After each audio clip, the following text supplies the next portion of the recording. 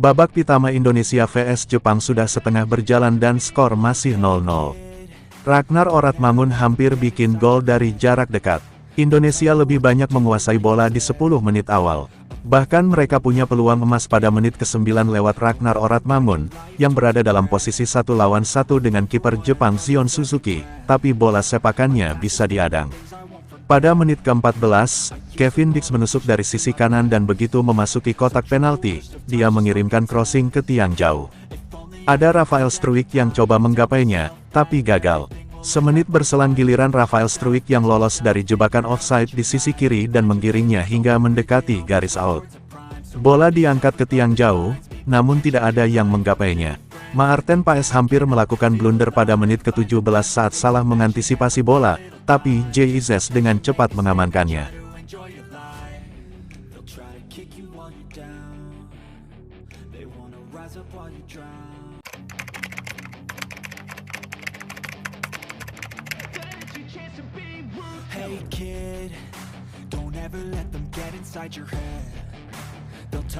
Ketua Umum, Ketum PSSI, Erick Thohir lagi-lagi memamerkan foto salaman dengan pemain keturunan. Hanya saja, pemain yang bersalaman dengan Erick bukanlah Ole Romeni seperti yang sempat beredar dalam beberapa hari terakhir. Tepatnya Erick Thohir bersalaman dengan dua pemain keturunan, Tim Geipens dan Dion Marks. Keduanya adalah pemain keturunan Indonesia yang diperuntukkan untuk memperkuat timnas Indonesia U20. Double salaman. Bersama Tim Geipens dan Dion Marks, pemain berdarah Indonesia yang punya komitmen untuk membela timnas Indonesia U20 hingga timnas senior, kata Erick Thohir, dikutip dari Instagram pribadinya, @ErickThohir, Kamis tanggal 14 November tahun 2024. Ya, ternyata bukan Romeni, striker FC Utrecht yang berfoto salaman dengan Erick Thohir. Seperti yang diketahui, foto salaman Erick Thohir selalu dinanti karena menunjukkan sang pemain keturunan akan segera dinaturalisasi. Banyak pemain timnas Indonesia yang sebelum dinaturalisasi berfoto salaman lebih dulu dengan ketum PSSI tersebut. Sebut saja seperti Miss Hilgers, Eliano Reijenders, hingga Kevin Dix. Ketiga nama itu setelah bersalaman langsung masuk proses naturalisasi dan kini resmi menjadi warga negara Indonesia (WNI). Itu berarti, Geipens dan Marks akan segera menyusul. Geipens dan Marks akan membantu Jens Raven yang sudah lebih dulu memperkuat timnas Indonesia U20 asuhan Indra Syafri. Nantinya kedua nama itu akan membantu Indra untuk menghadapi Piala Asia U20 tahun 2025. Kekuatan penuh memang dibutuhkan timnas Indonesia U20 untuk bermain di Piala Asia U20 2025 yang digelar di China 6 tanggal 23 Februari tahun 2025 mendatang. Pasalnya pasukan Indra Syafri ditargetkan lolos ke babak semifinal. Sebab jika berhasil masuk semifinal alias 4 besar, maka timnas Indonesia U20 akan ikut serta ke Piala Dunia U20 2025. Jadi, tambahan Geipens dan Marks jelas sangat dibutuhkan. Pasalnya pasukan Indra Syafri ditargetkan lolos ke babak semifinal. Sebab jika berhasil masuk semifinal alias 4 besar, maka timnas Indonesia U20 akan ikut serta ke Piala Dunia U20 2025. Jadi, tambahan Geipens dan Marks jelas sangat dibutuhkan.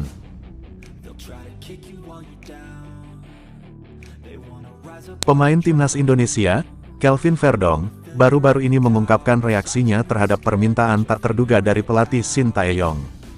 Verdong, yang biasa bermain sebagai bek kiri, mendapat instruksi dari Shin Tae-yong untuk mencoba posisi baru saat memperkuat timnas Indonesia di ajang kualifikasi Piala Dunia 2026.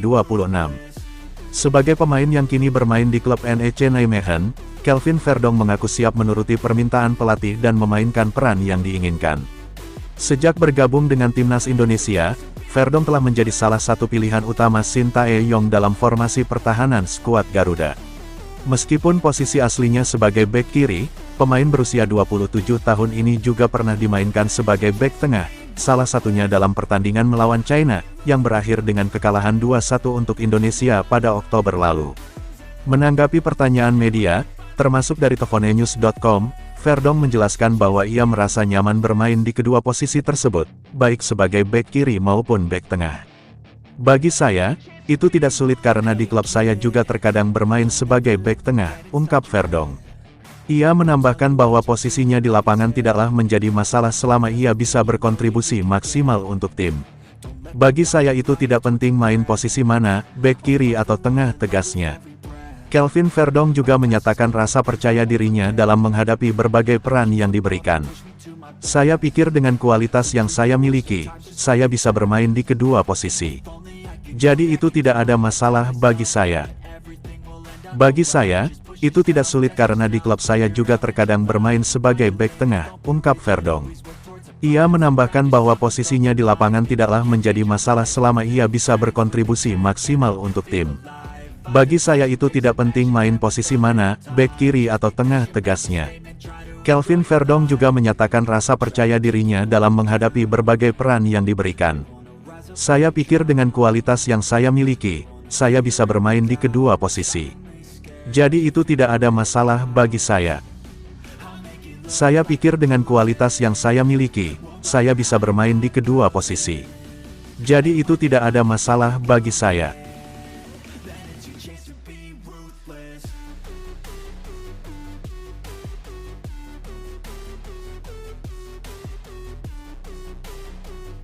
Ivar Jenner dapat suntikan semangat, rombongan keluarga besar dari Jember datang ke Stadion GBK. Rombongan keluarga besar Ivar Jenner dari Jember akan hadir di Stadion Gelora Bung Karno, Jakarta ketika Timnas Indonesia melawan Jepang, Jumat 15 November 2024. Kabar ini dibagikan oleh Instagram @sipaling.timnas. Terlihat dari postingan tersebut, rombongan keluarga Ivar Jenner sampai menyewa satu bus untuk ke Jakarta. Keluarga besar Ivar Jenner, 955 km dari Jember ke GBK, tulis banner yang ada di bodi belakang bus. Selain itu, foto dari dalam bus memperlihatkan ada stiker berjuliskan keluarga besar Ivar Jenner dan Timnas Indonesia vs Jepang. Ibu dari ayah saya atau nenek saya lahir di Jawa, Jember. Jadi, ayah saya setengah Indonesia dan saya seperempat Indonesia, ucap Ivar. Sayangnya meski bakal mendapatkan suntikan semangat dari keluarga besarnya, Ivar Jenner dipastikan tidak akan bisa bermain.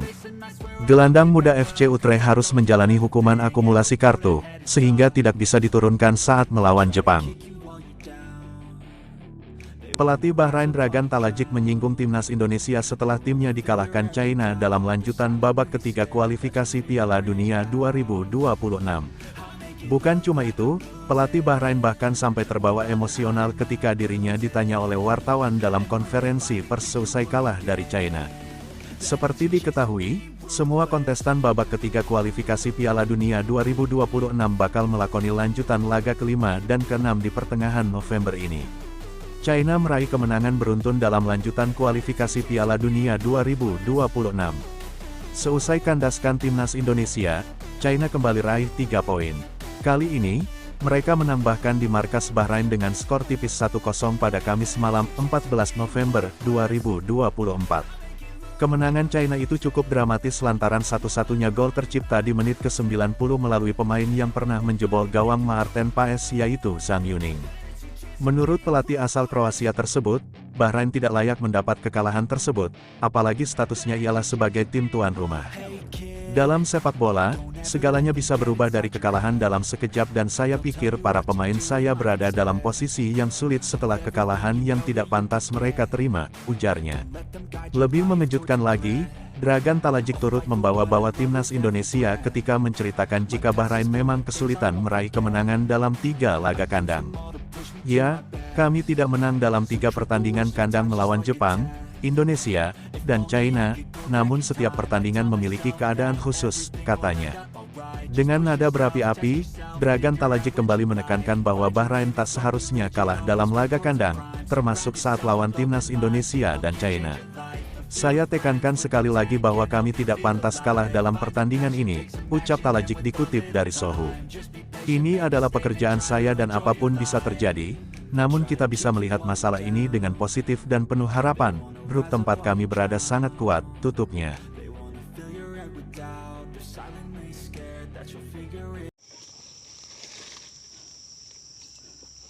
Sementara asik paning, tiba-tiba ada yang gigit nih, aduh. Ini nih, aduh sakit sekali nih guys.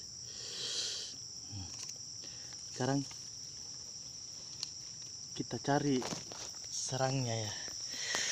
Ini dia yang gigit saya.